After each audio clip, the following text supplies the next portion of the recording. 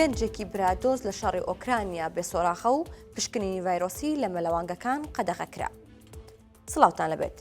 گەنجێکی دەڤەری برادۆز بە ناوی مەتین خدر بۆ بەشداری لە شەڕی دژ بە ئۆکرانیا لە بەرەکانی جەنگە و 3 مانگا بێسۆراغا کە سوکارەکەشی دەستیان لەسەر دڵیانە و 3 مانگا هیچ هەواڵێکیان لێ نییە.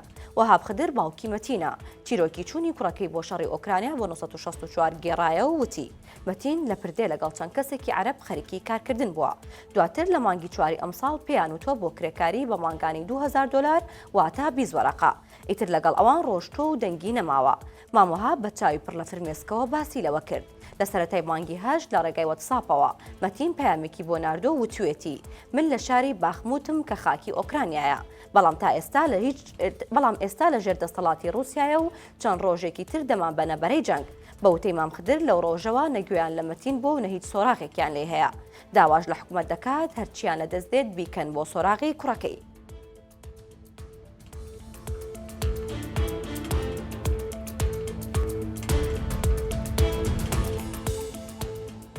بە بڕیارێک وەزارەتی گواستنەوە پەخشی نایاسایی کەناڵەکانی بین سپۆرتسی ڕاگرت لە ڕێگای ئینتەرنێت و بە شێوازی IPTV لە هەندێک کەناڵە ناوخۆیەکان بێمۆڵەت پەخش دەکرێن. نووسراوەکە ئاراستەی کۆمپانیەکانی بواری ئینتەرنێت کراوە و داوایان لێکراوە پێویستە لە ماوەی 1 مانگدا سەرجەم ئەو کۆمپانیانە پەخشی ئەم کەناڵانە ڕابگرن.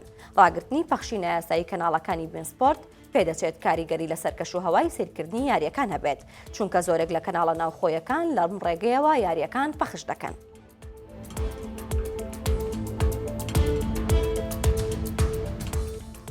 ئەگەر لەمە دوات چوون بۆ مەلەوانگەیەک و ویستان ئیشتراکی مانگانە بکەن نەکەن لە تاقیگەی مەلەوانگەکە پشکنین بکەن چونکە چەند قاتی دەرەوە پارەی پشکنینەکەت لێوەردەگرن.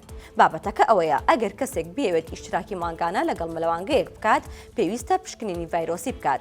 ژمارەیەک لە مەلەوانگەکانیش ئەو هەلەیان قۆستۆتەوە و لە تاقیگەی خۆیان بە 50,000 دینار پشکنینەکان بۆ بەشداربووان ئەنجامداوە و لە کاتێکدا هەمان پشکنین لە دەرەوە بە 10,000 دینارە. دوای ئەوەی ژمارەیەک بەشداربوو سکاڵایان کردووە کە نرخی پشکنینەکانیان زۆرە بەڕێوەبەرەتی وەرزش بڕیاریدا بەڕاگرتنی ئەو پشکنینانە لە مەلەوانگەکان کە دەکرێت. بەمەش لەمە دوای هیچ مەلەوانگەیەک ناتوانێت پشکنین بۆ بەشداربووانی ئەنجام بدات.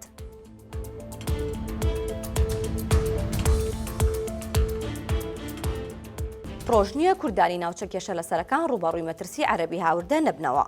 ئەمڕۆژ دۆخێکی نایاسایی و پڕ لە گرژی لە گوندی ئەلاغێری سەر بە قەزای دووبزی پارێزگای کەرکووک ڕوویدا و ژمارەیەک عەرەبی هاوردە بە پاڵپشتی حەشدی شەعبی هەڵیان کوتایە سەر گوندەکە و دەستیان کرد بە ڕوخانی خانووی دانیشتوانە کوردەکان بە وتەی فەتاح مەحموود کە تاکە دانیشتووی گوندەکەیە. لە هەفتاکانی سەدەی ڕابردوو گوندەکەیان نزیکەی 1000 ماڵی تێدا بووە. بەڵام وردە چۆڵکراوە و لە دوای 16 ئۆکتۆبەریشەوە ماڵەکەی ئەو بە تەنیا ماوەتەوە. فەتاح باسی لەوەش کرد جگەلەوەی عەرەبی هاوردە لە گوندەکەیان 10,000 دۆنم زەوی کوشت و کاڵی کوردیان دەست بەسەرداگرتووە بەوەشەوە نەوەستاون و 2 ڕۆژە بە هاوکاری حەشدی شەعبی هاتوونەتە گوندەکە و خەریکی ڕوخاندنی ماڵەکان و کێڵانی زەویەکانن.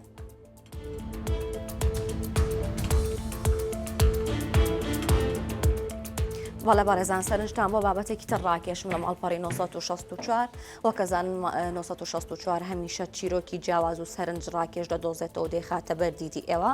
یەکێکی تر لە چیرۆکە سەرنج ڕاکێشەکانمان چیرۆکی جەمالەکە ئەو کوڕە نابینایە کە لە ڕێگەی گوێچکەکانیەوە تۆپەک ئەگەڕێنێتەوە. ئەمیش باز لەوە دەکات کە کاتی لە تەمەنی 5 ساڵیدا بووە تەقینەوەیەک لە ماڵەکەیان ڕوویداوە 5 ئەندامی خێزانەکەی گیانیان لە دەستداوە ئەمیش بەهۆیەوە چاوەکانی لە دەستداوە. ئەم نەک تەنها گۆڵ پارێزە بەڵکو ڕاهێنەرە لەگەڵ ئەوە شاژنیارە و نووسەرە و کتێب دەنووسێت. ئەگەر دەتانەوێت ئەم چیرۆکە لە زاری خۆیەوە ببینن دەتوانن سەردانی سایت و ماڵپەڕی 1964 بکەن و لە زاری خۆیەوە چیرۆکەکەی ببیستن. هەواڵەکانم پێشکەشکردن هەر شاد.